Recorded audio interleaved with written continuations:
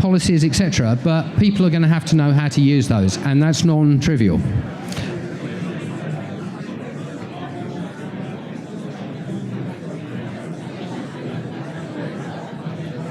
Okay.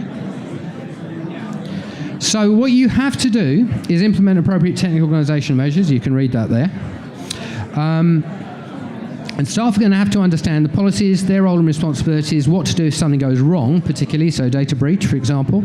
And what will be particularly useful as part of the training is to provide resources so that people have something to refer to in their normal everyday work. So it's great training people, but you're going to need some information for people to refer to on a day-to-day basis so that until they get used to it, they know what they should be doing. We're helping both large enterprises and small businesses with this. I'm really sorry, I don't know why this has gone wrong. Right, role of e-learning in GDPR readiness. The key things that you can do with e-learning you can't do in any other way is reach.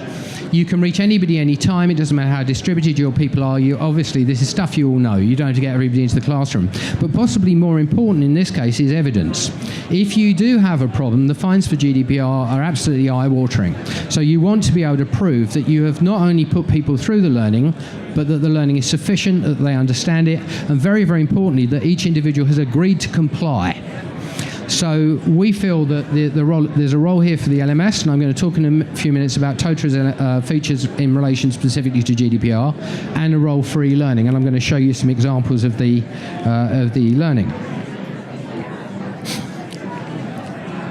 So this is one of our two courses. We, at the moment, are offering a basic course for people who don't work every day with personal data and a more advanced course for people that are, and we just bundle that as a package so that all of our customers get both. And it's broken down, as you can see, the essentials going into detail on the principles, data subject rights, etc. And there's a post-test, and in fact, when I show you the version on the internet in a moment, there's also a set of e-books that the learners can download for use afterwards. So, right, in terms of how we can specifically help, what we've done is we created a very, very thorough course, but it can be got through quickly. We've gone for a very good level of learner experience, and I'm going to, oops, sorry, that skipped on, show you that in a moment. We've also made it, we've created this, we've done 12 languages in which, for European languages, in which we have properly translated this, so it's already available in 12 languages, plus it's available in an additional 100 through Google Translation on screen as you use the course.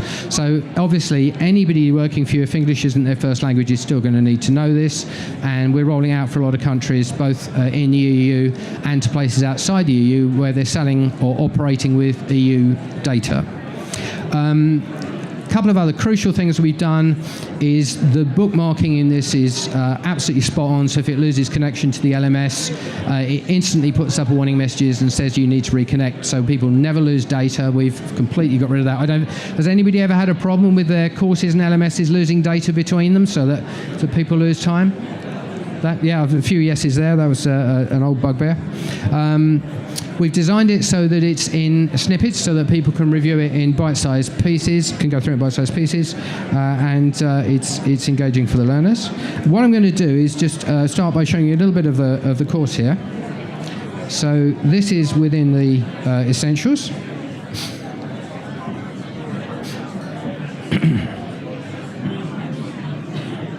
Now, this particular course has been set up so I can skip around. In the course that we let students have, we lock out the next buttons, etc., until they've actually been through every single piece of information. So this is just for me so that I can easily get around the program.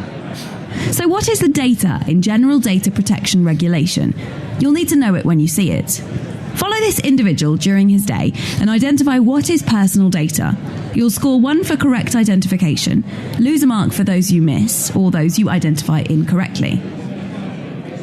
Okay, so for those who need it, this is a transcript window here. I'll just close that up for the moment. And if we change the language here, and this is Russian that's been properly translated, so if I put this into Russian, it takes just a moment to get everything there. It will. I've got a slow internet connection here. Let me do was it? No, not all of it's gone. They do. We'll stick it in German instead. Okay, so you can see now everything is switched into German there. And as I say, I've got 100 languages that we're doing through automatic translation, but it's the new neural network stuff, so it's pretty good. And we've got about a dozen languages that are done through proper translation. So here I've got a little bit of what happens in somebody's day. So what's personal data at work? So we've done an introduction at this point. So their NI number would be, trade union membership would be, bank account details would be, number of calls centre handles not, organisation activity bill not, number of employees calls and employee handles I don't think so. GPS location data, this is part of the new GDPR. That is CCTV footage, car registration, geolocation, bank account number, IP address and biometric. I'll leave one or two wrong. Okay. Here's your score. Personal data is data that can be used to identify a living individual, either on its own or in combination with other information, or any data directly linked with a specific living individual. Examples of personal data include a person's name, home address, email, and phone number. But it can also extend to much broader categories of information. For instance, an employer may collect information on an employee relating to their performance, past experience, next of kin, and bank account details. This data is also likely to be considered personal data. Okay, some of the things we've done is there's a lot of material here that you can view. There's definition of personal data here. This is also available in ebooks. And what's different between DPA and GDPR? So we constantly highlight that throughout the course. Now I'm just going to move on a little bit. Some personal data is classed central to the And I'm going to go to... We explored the key roles under the GDPR. We use a lot of scenarios within the training so that to help you get started, read the scenario and decide who is fulfilling which role. We've got scenarios relating to their specific business. So people like Sky, OCS, and other businesses that we've customized for. This particular one is asking you for a business called Insurit, who is the data controller, and it's their business, so they do some outsourcing to Inftech here, so they are a data processor. Customers, the data subject, and Growit happens to also be a data processor. You may never need to know the jargon day to day, but understanding who is obliged to do what will help you get to grips with the principles that underpin how we process. And what you're seeing here is that you can negotiate, even during an individual screen, you can move around the screen, you can go back a little bit if you need to. There's also navigation controls. With the locked versions, you see a padlock further down where you haven't been, but everything that you've been through becomes random access, so that it can be used for reference. So that's the bookmarking here within this section. The other thing that you can do... Another reason to know about the GDPR is being able to identify when a task falls within the scope of the GDPR. Here's a common data processing scenario. Read it and decide whether this activity is subject to the GDPR. So we discovered that when using ebooks, audiobooks for work rather, a lot of people were speeding them up, and people were able to listen to ebooks and comprehend them up to twice the speed. Now obviously it's crucial that learners actually do take this in, and some of our customers have us limit it to 1 1/4 or 1 1/2, but that was at 1 1/4. You can hear it's perfectly intelligible, you can understand what's happening, but obviously what you really want with all these people to train with GDPR is you want to get people through fast but thoroughly and making sure they got full comprehension. So this is a task subject to GDPR, so this is another scenario-based exercise. To decide whether an activity is subject to the GDPR, answer these two questions. Now I can go back just straight to that question. Another reason to know about the GDPR is being able to answer the question, and there's a lot of navigation, as I say, built in. So that's those. Right, so just going back here for a moment.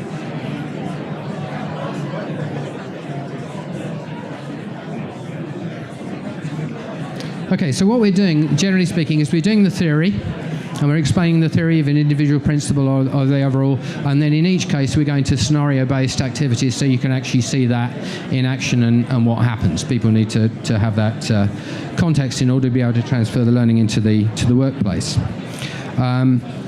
I'm going to show you a little bit about just a quick definition of the data protection principles. Now, one of the things that you can do with our program is you can edit it. So I'm signed in at the moment as as an administrator would be. So I'm going to show you here the data protection principles, and then what I'm going to do is show you how you can put your policies and procedures into the course. So you've got the standard course, but then you can add in things for your own particular context, and you can do that on every single screen.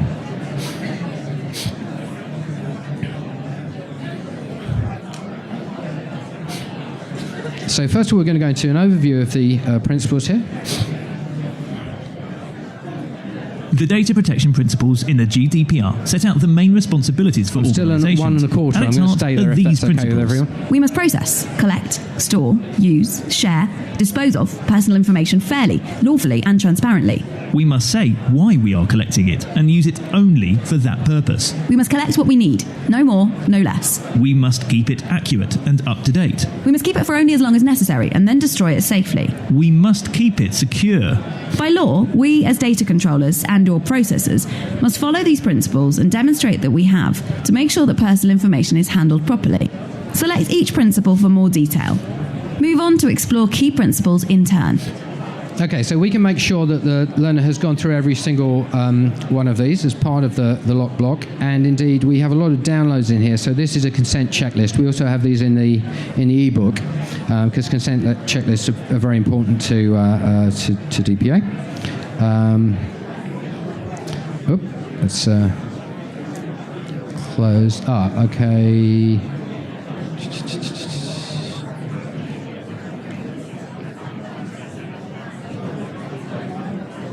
Okay.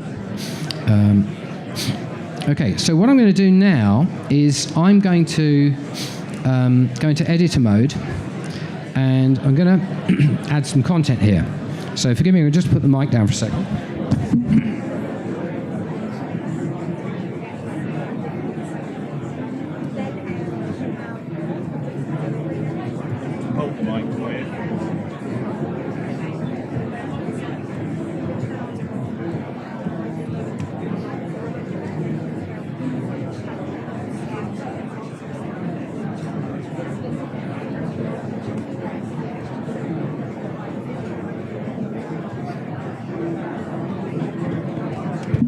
So what I've done here is I've created an extra button.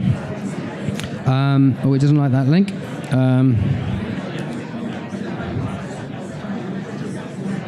Normally I cut and paste them.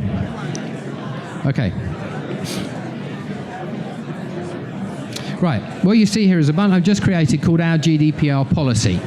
So you can put something like this in every single screen, and I embedded a video off our website in there, but you can embed a policy or anything else in there. So if I click on that, might be a little bit slow just because of the internet here. Okay, well, you may have to trust me for this.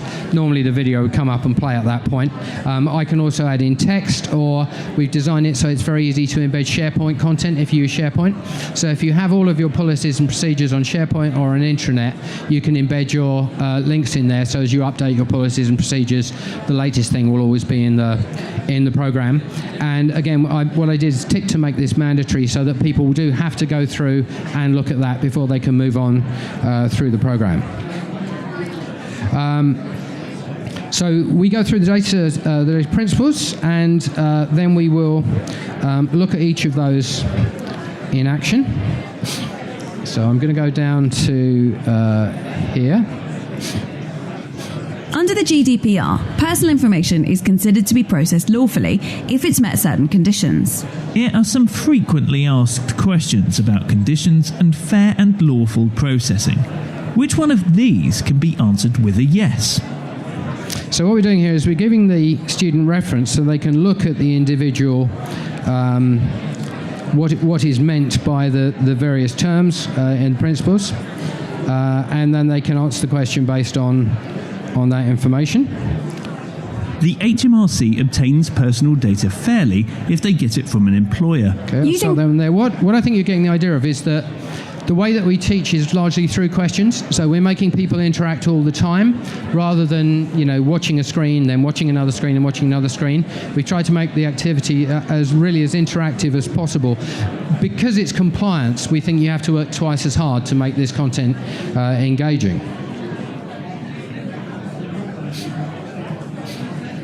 So I've shown you a lot of the features we use to put the learner in control.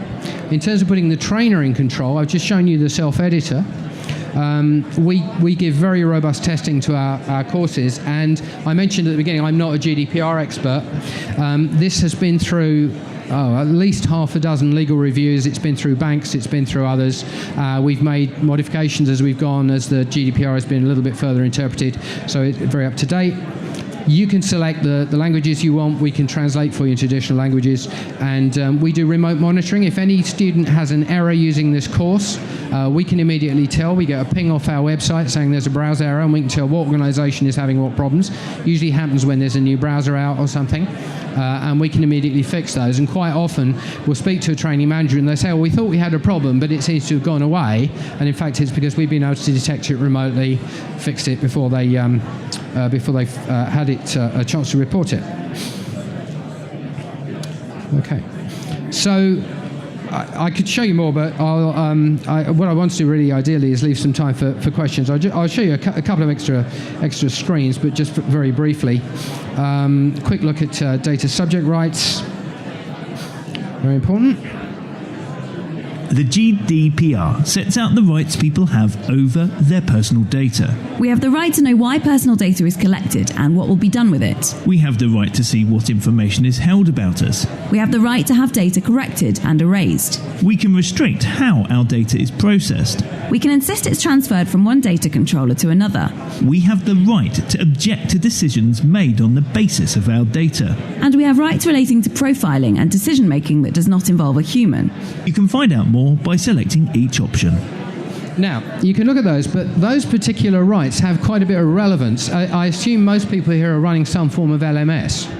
So obviously your LMS is holding personal data and is about to come under the GDPR. So there are some things you need to think about with respect to that. And in particular, you are going to need the LMS to pop up a policy statement and say what data you're going to hold about the student, why you're holding it, and you're going to have to get them to agree, or they're going to have to do it as part of their employment contract, to that policy. They also, within the LMS, are going to need an option to review the policy and any add-ins to see what it is that they've agreed to. And they're going to need to be able to decide to deselect that if they don't want to be any longer have that data held. Now, I think what a lot of organisations are going to have to do is, as part of their employment contracts, they're going to have to make taking the normal training that's provided to employees and accepting the training policies part of the contract of employment. Because obviously what we can't have is everybody opting out of the training and saying, no, I don't want to be trained, you can't keep data on me. So I think that's going to be something that businesses are going to have to consider building into their contracts of employment. We're a TOTRA Platinum partner, and TOTRA specifically is releasing a new version in February, and you can see here this allows you to build in the policy statements.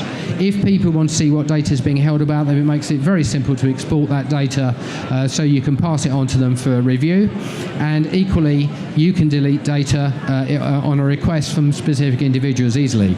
So that's just 3 things, and there are more that TOTRA are doing to make sure that people don't trip up with their LMS as part of GDPR compliance. I mentioned we do enterprise solutions, a couple of interesting ones recently, Sky, multiple languages and multiple different regulations. So we obviously have the ICO, Germany has the Hanover Information Office, Italy has another thing, we're doing that, and in fact we're supplying them TOTRA for, I think for Italy, for Germany, as well, and there's a lot of custom stuff. A lot of our customers are taking this opportunity to add in training on information security. There's some in there, there's some built into GDPR, but we have a separate detailed information security module to help people achieve GDPR compliance. And a lot of people are also throwing in things like anti-corruption, etc. at the same time. And these are things we have available and we can package in. OCS has been an interesting one. 87,000 employees. Crucial they get compliance evidence. So massive employee base there. This is a quote from Gordon Headley, the Group HR Director, saying that they found it quick and easy to complete, so and ensure staff know what they need to do. We rolled that out for them in about 4 weeks, I think, Mark. And I think Skies we actually managed to roll out in 2, and it's a big project. So we can get stuff to bed very, very quickly if you're feeling short of time in your GDPR solution.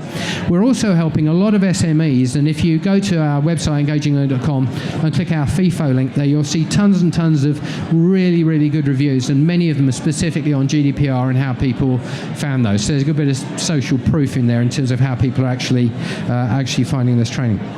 Anyway, thank you very much indeed for listening. I apologise. Obviously, it was a sales pitch in this one. It's important to us as it's important to you at this time. But I hope it was helpful nonetheless and gave you some things to think about. If you'd like to drop by Stand L1, we're literally just down there. We kind of own the cloakroom, so it's the black stand just there. I'd be happy to speak to anybody. And if anybody's interested in costs or anything else, then we'd be very, very pleased to speak to them. So thank you very much indeed for attending. And I'm happy to take any questions either now or on stand. Anybody have any questions they'd like to ask?